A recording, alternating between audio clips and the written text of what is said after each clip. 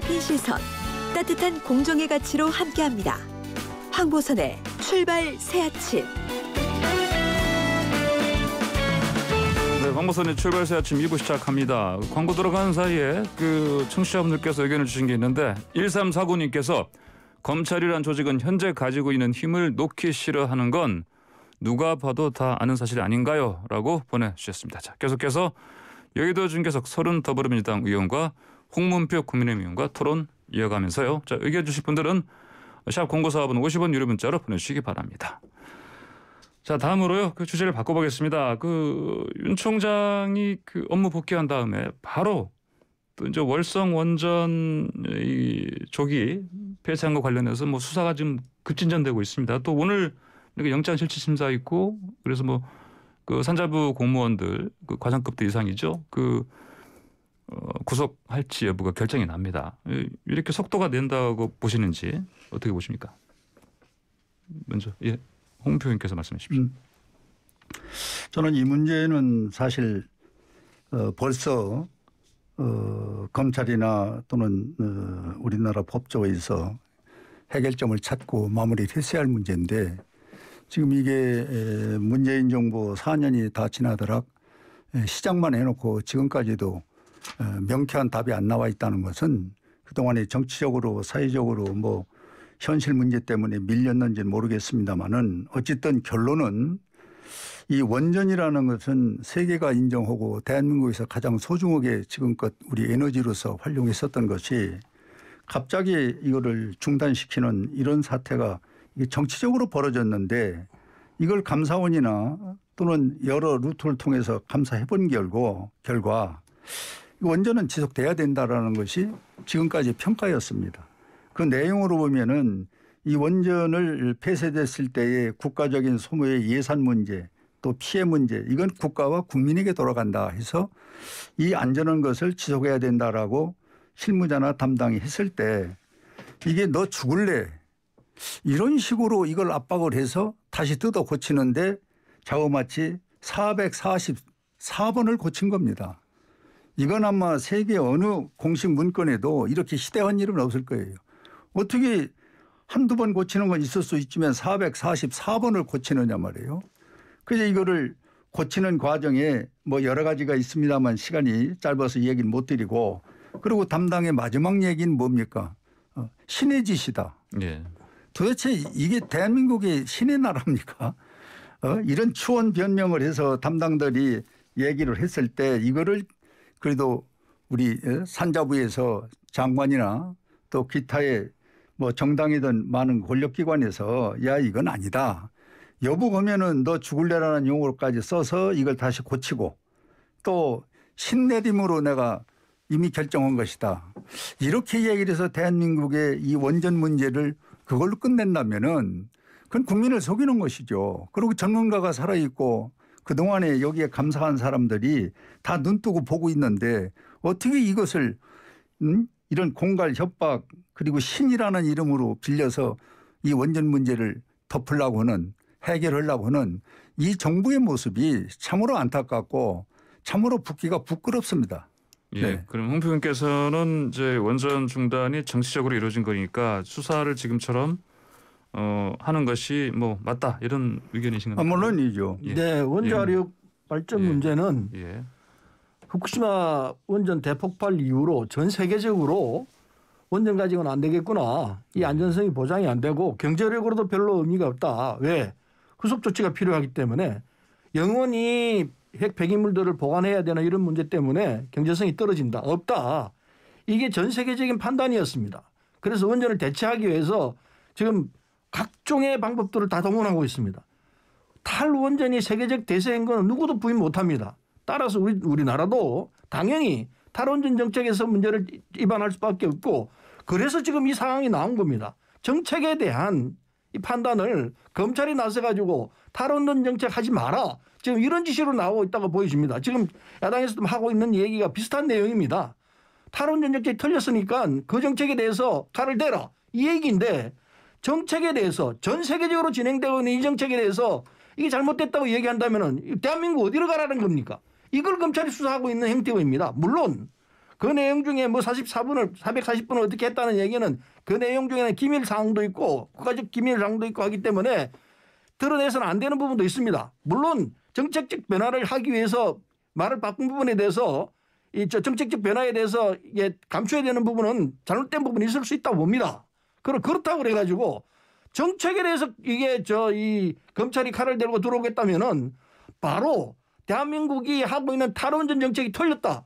이걸 놓고 판단하겠다는 건데 이거야말로 검찰이 해서는 안 되는 일을 해가고 있다고는 봅니다. 예, 물론 개인들 몇몇 사람들이 중간에서 잘못된 행위, 일탈 행위 있을 수 있다고 생각합니다. 그러나 그것과 탈원전 정책 자체를 못하게 한다는 것은 이건 말이 안 되는 얘기예요. 예, 서른 의원께서는 이제 검찰의 수사가 이제 세계적인 그 추세인 탈원전 이 대세 이거에 역행하는 방향으로 지금 검찰이 나서가지고 칼을 휘두르고 있다 이렇게 지금 평가하시는 그 것이죠. 부분에서 지금 탈원전을 우리는 국내에서 주장을 하고 대통령이야 많은 강요들은 외국 나가서 이 원전에 대해서 수주를 하려고 또 로비를 하고 있잖아요. 그 외국에서 이게 진짜 웃음거리가 되는 겁니다. 자기 나라에서는 원전을 폐쇄시키고 우리 외국에 와서는 이걸 수주한다. 이게 도대체 정책이 맞습니까? 이게 폐쇄하는 게 아니에요. 20년간 계속해서 줄여나가는 거예요. 알아보고 유럽에서 이런 것들이 지금 신문지상에 나오니까 지금 이 수라고 했었던 이것이 지금 우리가 원전 수주하려고 했던 게 해외 나와서 전부 금지됐잖아요. 그럼 왜 이렇게 정부나 대통령께서는 국내에서는 이걸 중단시키고 해외 가서는 유치하려고 하는 이 모습이 이게 맞습니까 이게? 이게 이제 왜곡시키는 전형적인 사안입니다. 대한민국 정부가 지금 문재인 정부가 원전을 전부 다 폐쇄했다는 게 아니에요. 차근차근 줄여나가겠다는 겁니다. 경제성이 떨어지고 안전성에 위험이 있다고 생각되는 원전들은 하나씩 줄여나가면서 궁극적으로 탈원전 정책을 취하겠다는데 그 기간이 20년도 더 돼요. 30년도 더 돼요. 그런 장기간 기한을 두고 앞으로는 새로운 원전 안 짓겠다는 게 기본 입장인데 이한 기한되어 있는 건 해요. 하는데 그 탈원전 정책이 사실은 지켜보면 답답하기 짝이 느린 속도로 진행돼요. 그런데 그것을 원전을 다 폐기한다. 이렇게 지금 왜곡되게 선전하고 있다고요. 자, 그래서 사실과 전혀 다른 부분이고 그래서 해외에서 우리가 원전 수주하고 있는 부분들은 기항에 돼 있던 부분이기 때문에 원전 수주가 하루아침에 되는 게 아니에요. 오랫동안 해왔던 부분들을 지금 마무리를 짓는 작업이에요. 그걸 뭐 안 하려고 한다고 이렇게 왜곡하기 때문에. 자, 두 번째 말씀에 우리 조 의원님 말씀인데 한마디만 드리면은 지금 절차적으로 순서에서 줄여나간다는 건 틀림없습니다. 그러면 1호기 같은 거는 지금 앞으로도 수명이 50년 보장할 수 있다는 거거든요. 전문가들이.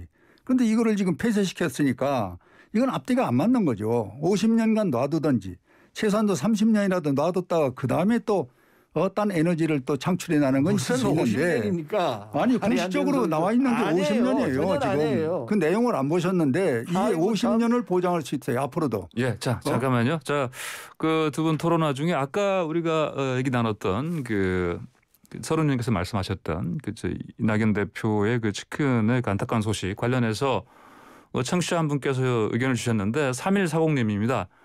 서른 의원님 이번에 안타까운 소식 들린 분은 이상윤 중앙지검에서 이게 이제 서울중앙지검에서 수사 중인 사람인데 왜 검찰을 나무라나 이런 질문 주셔서 이게 보니까 뭐 이상윤 중앙지검장이 아무래도 흔히 이른바 그 추미애 사단으로 분리되는 사람이 이끄는 이제 중앙지검에서 일하는 일이니까 이건 뭐 이렇게 검찰을 나무랄 일이 아니지 않냐 이런 의견 같습니다. 사람 죽었습니다. 예. 죽었는데. 네. 어떻게 했으면 사람이 죽겠습니까? 물론 그분이 착한 사람인 건 제가 잘 알아요. 아주 착한 사람이에요. 그런데 이 사건의 본질은요. 아까 말씀드렸습니다마는 선거 기간 중에 복사기를 대충 다 대여했습니다. 복사기 대여라고 월 12만 원인가 그랬는데 그게 5달 증가해서 55만 원인가 뭐 이거를 제대로 선관위에 신고를 제대로 못했어요.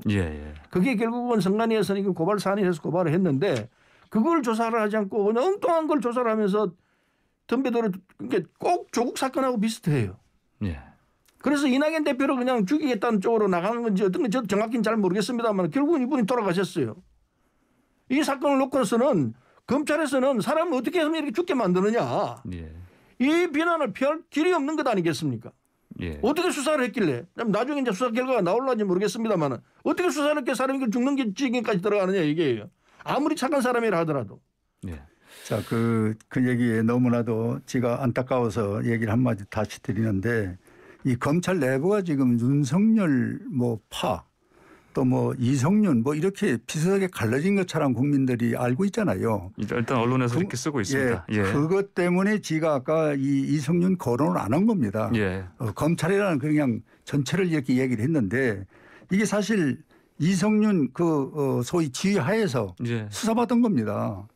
그래서 지금 우리 서리원 말씀대로 검찰이라는 거를 어떻게 들으면은 윤석열이라는 데서 상징적으로 놓고 지금 말씀을 하시는데 이성윤 소위 팀에서 이 수사를 한 거예요. 그리고 이 수사가 하기 전에 이 선거관리위원회에서 같이 조사를 해갖고 나온 것을 다시 검찰에 고발을 하니까 이 아중이 손을 안 댈 수 없어갖고 다시 또 손을 댄 겁니다. 이게 두 번째. 예. 검찰이 선관위가 고발해서 검찰이 한 건데요. 그러니까 어쨌든 선관위가 그냥 고발했으면 고발한 사항 내용을 수사를 하면 되지 왜 10년 전부터 더듬어 가지고 나오겠다 하는 겁니까? 자, 이게 전형적인 별건 수사이고 그리고 사람 잡기로 나오는 전형이에요 이게. 그러니까 사람이 죽는 겁니다. 이성윤 씨가 이걸 없는 걸 만들겠어요. 이성윤하고 다른 사건이에요. 안 그렇죠. 이성윤 그 사단에서 제출한 건 조사한 건데. 자 여의도 중에서 하실 말씀 많으신데 오늘도 시간이 다 돼서 여기서 마무리해야 되겠습니다. 두 말씀을 잘 들었습니다. 감사합니다. 자, 지금까지 서른 더불어민주당 의원 그리고 홍문표 국민의힘 의원과 함께했습니다.